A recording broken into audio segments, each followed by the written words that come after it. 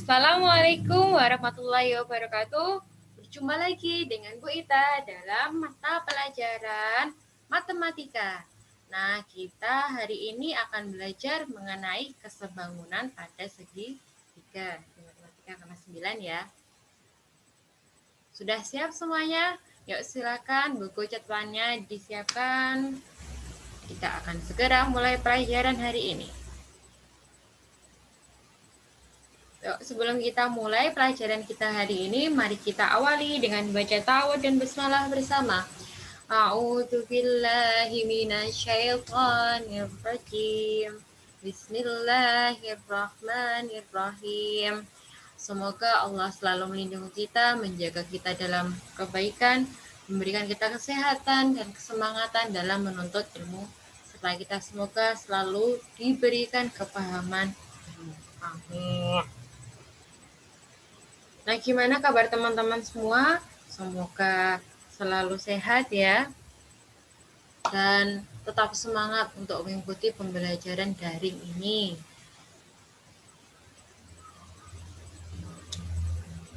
Kita ingatkan kembali, mengingat tugas kalian di pertemuan kemarin, ternyata masih banyak yang salah dalam mengerjakan tugas.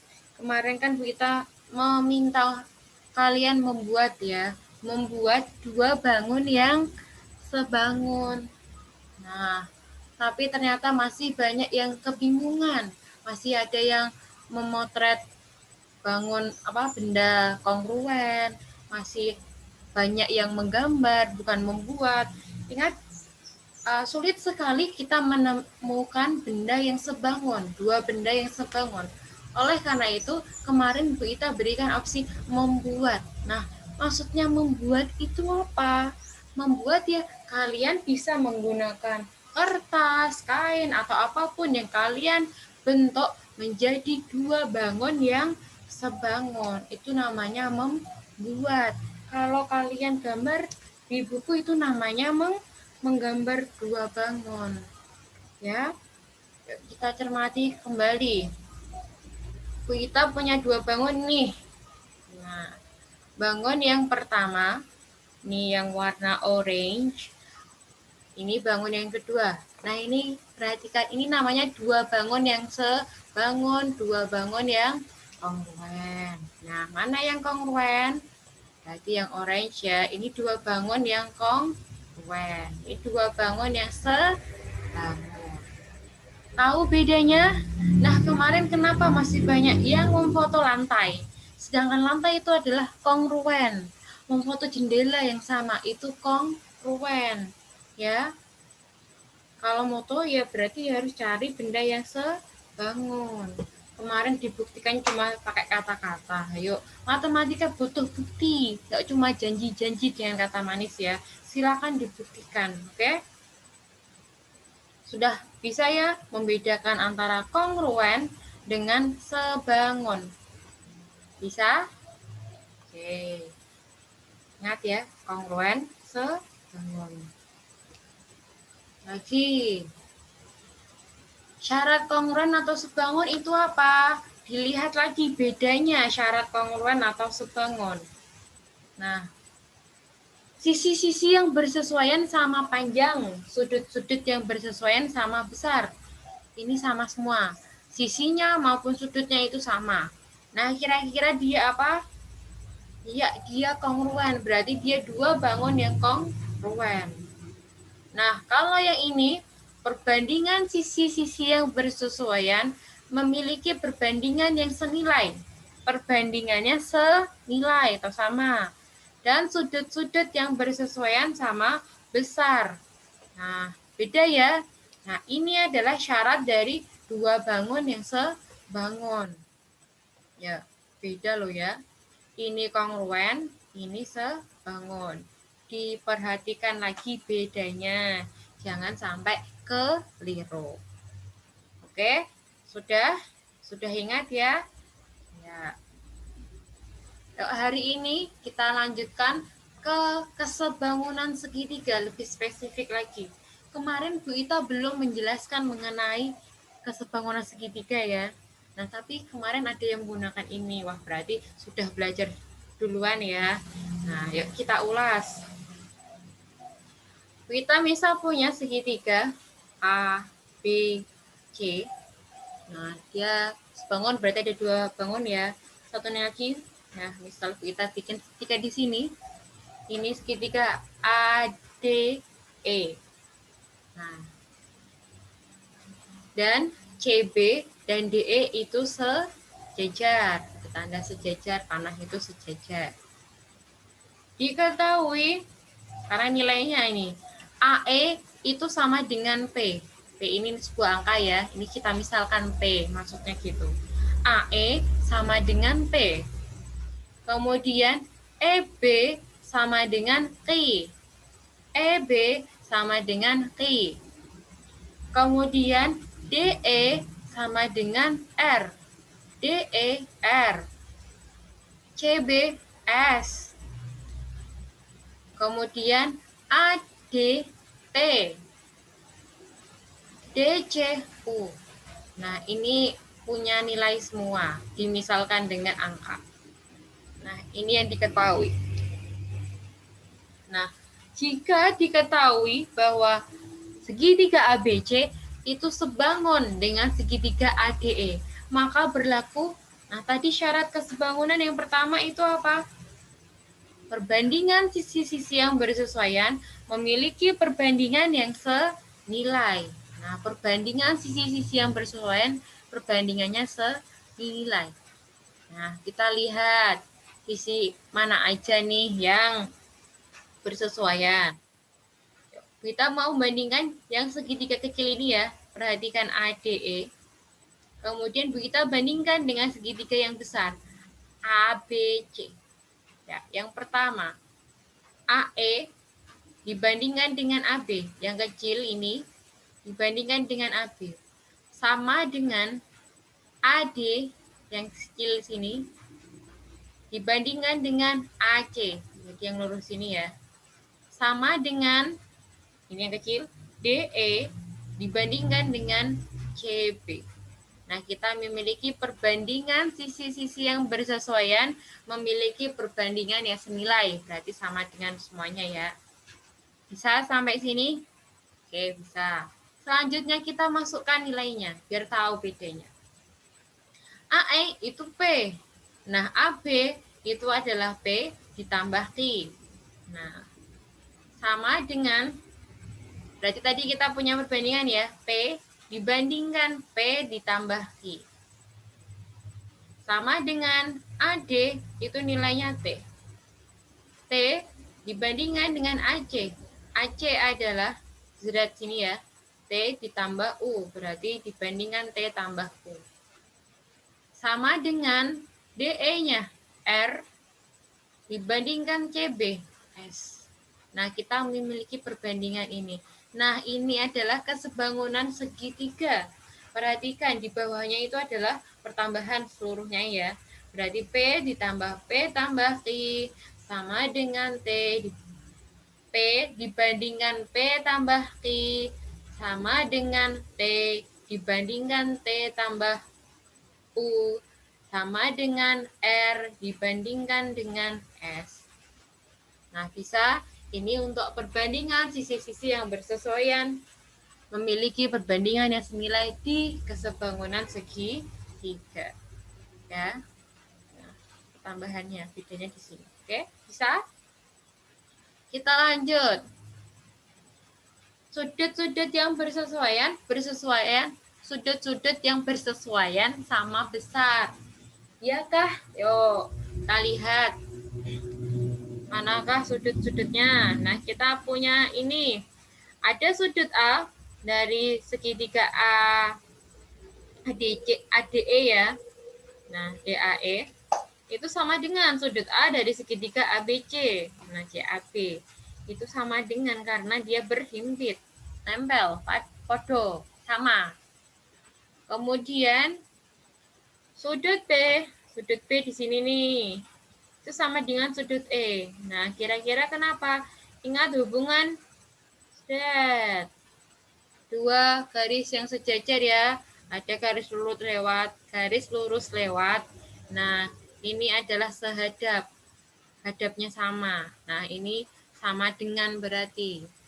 Sudut yang sehadap nilainya sama. Berarti sudut B sama dengan sudut E.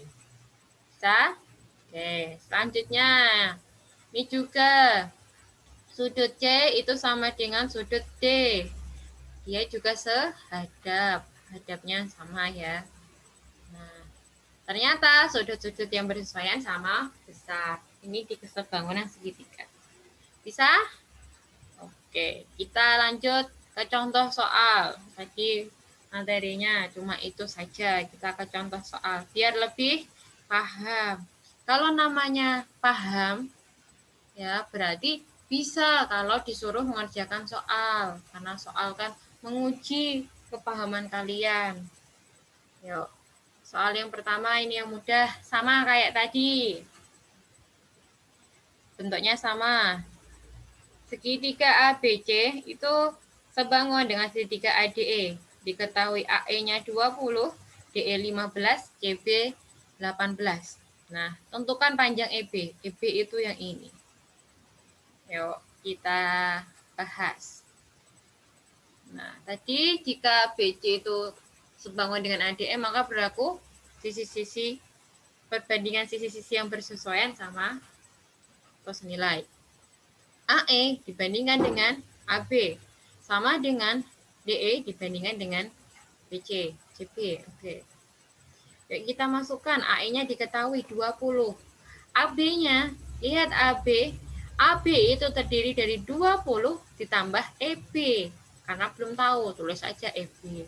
20 ditambah EB.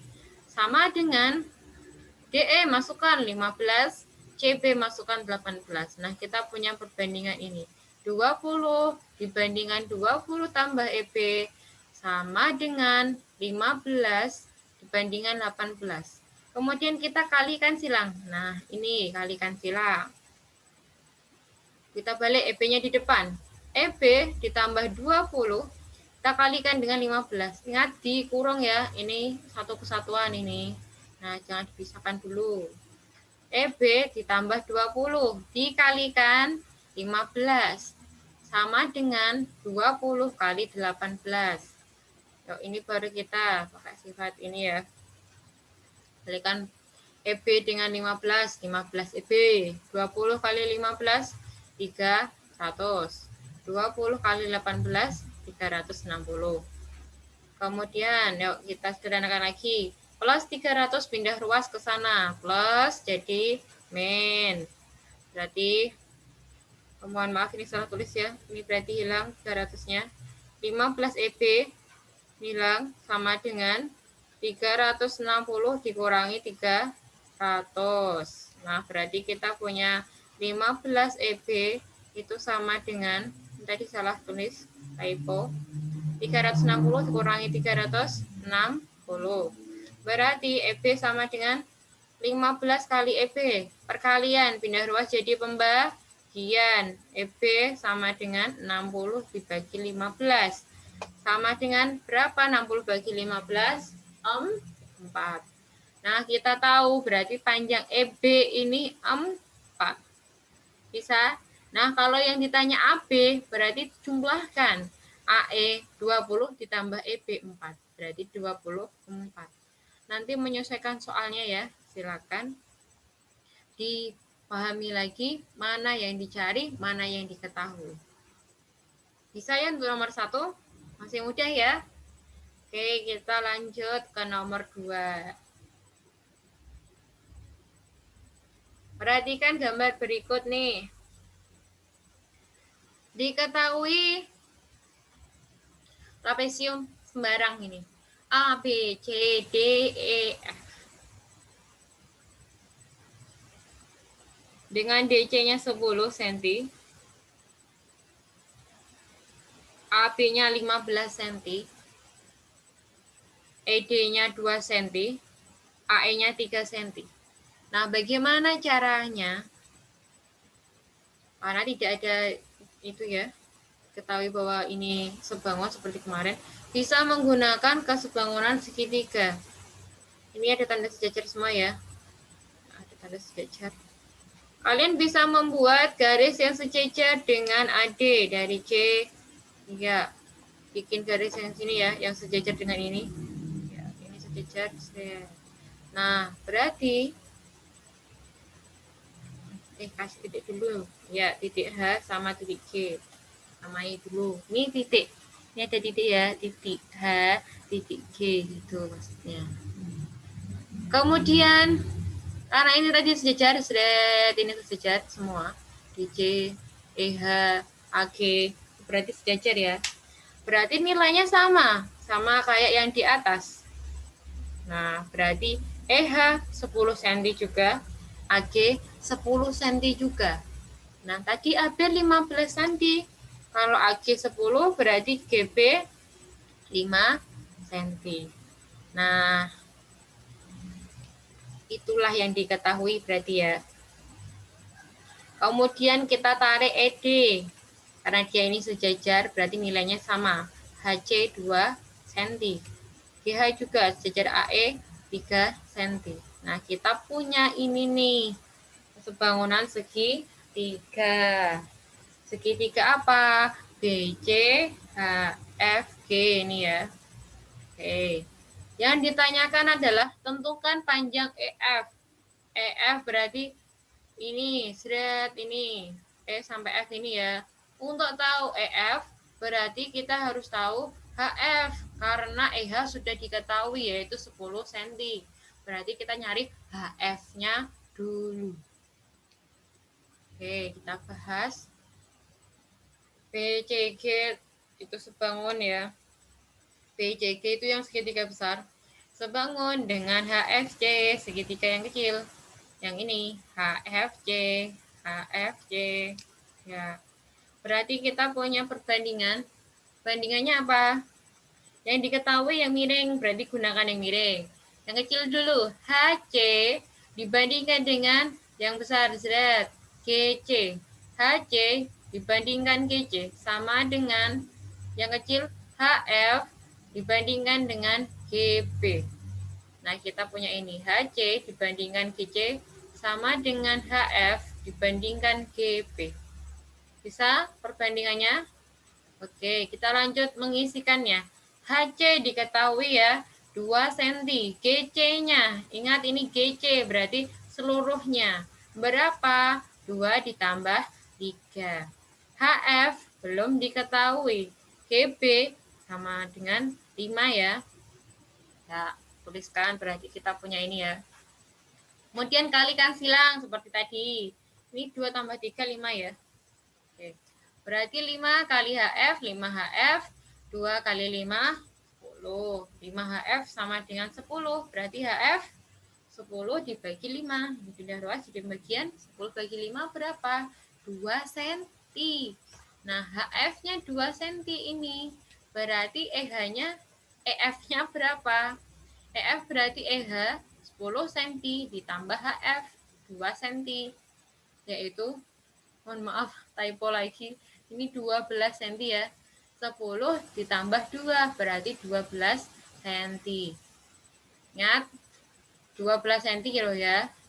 Ini kalau kalian salah nulis berarti kalian tidak mendengarkan Bu Ita ini ya. Kalau catatan kalian salah, oke. Besok Bu Ita cek catatan kalian. Bisa untuk nomor 2. Tadi diperhatikan ya yang salah-salah nulis. Silakan dipahami, ditulis kembali di buku catatan kalian.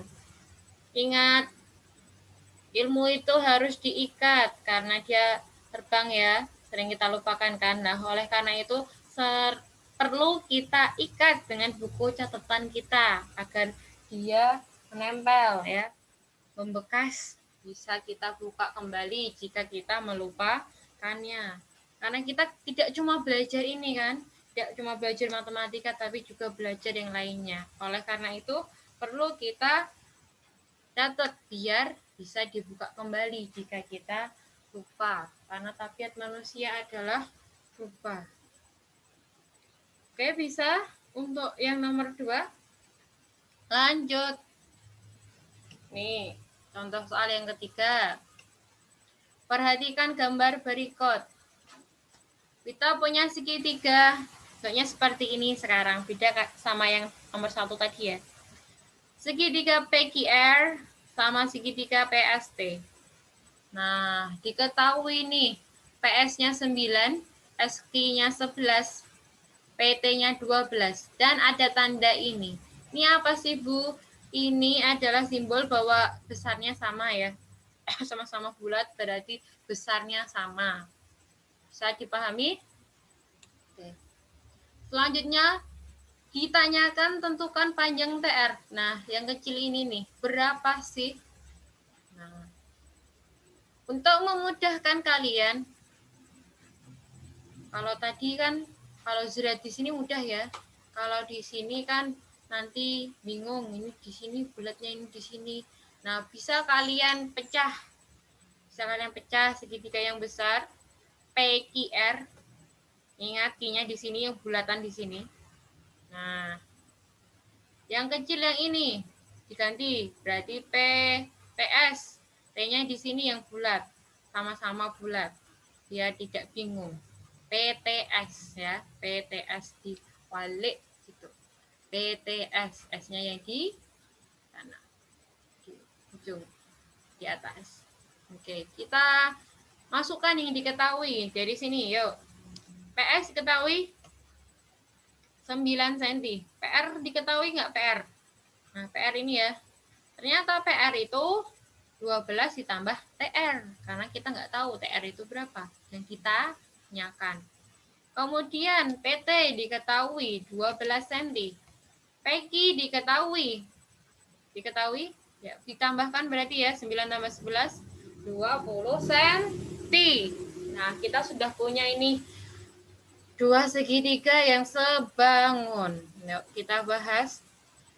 Jika PQR itu sebangun dengan PST, maka berlaku berarti perbandingan sisi-sisi yang bersesuaian senilai.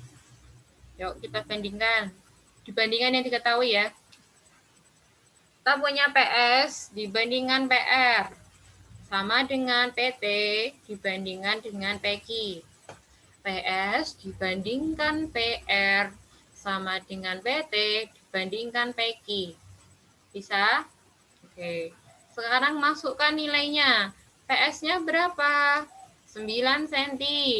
PR-nya 12 ditambah TR. PT-nya 12. PQ-nya 20. Masukkan. Seperti tadi dikalikan silang. Nah, TR ditambah 12 kali 12 sama dengan 20 kali 9. Yuk, silakan dihitung. Disederhanakan. TR kali 12, 12 TR, 12 kali 12, 144. 20 kali 9, 180. Plus 144, pindah ruas jadi negatif ya. Berarti 12 TR sama dengan 180 dikurangi 144. Sama dengan berapa? 180 kurangi 144. Ya, 36. Berarti 12 TR sama dengan 36. Berarti TR 36 dibagi 12 sama dengan 3 cm. Nah, diketahui nih TR-nya yaitu 3 cm. Udah tahu nih TR-nya 3 cm. Oke. Bisa untuk contoh soal yang ketiga ini. Udah contoh soalnya yang 3 aja ya.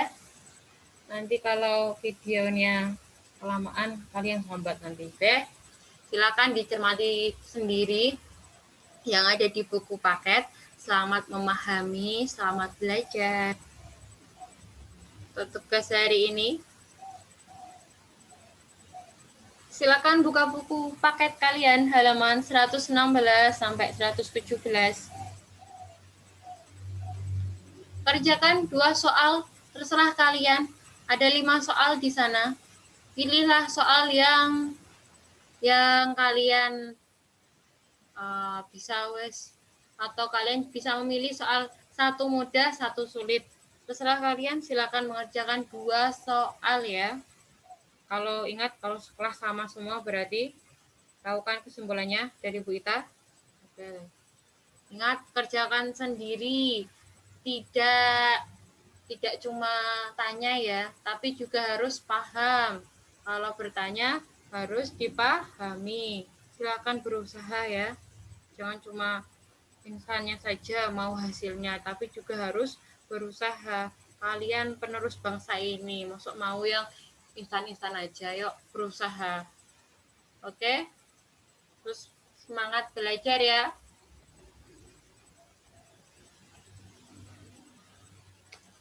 Kalian lelah dalam menuntut ilmu? Ingat, semua orang itu lelah. Tidak ada yang tidak lelah di dunia ini.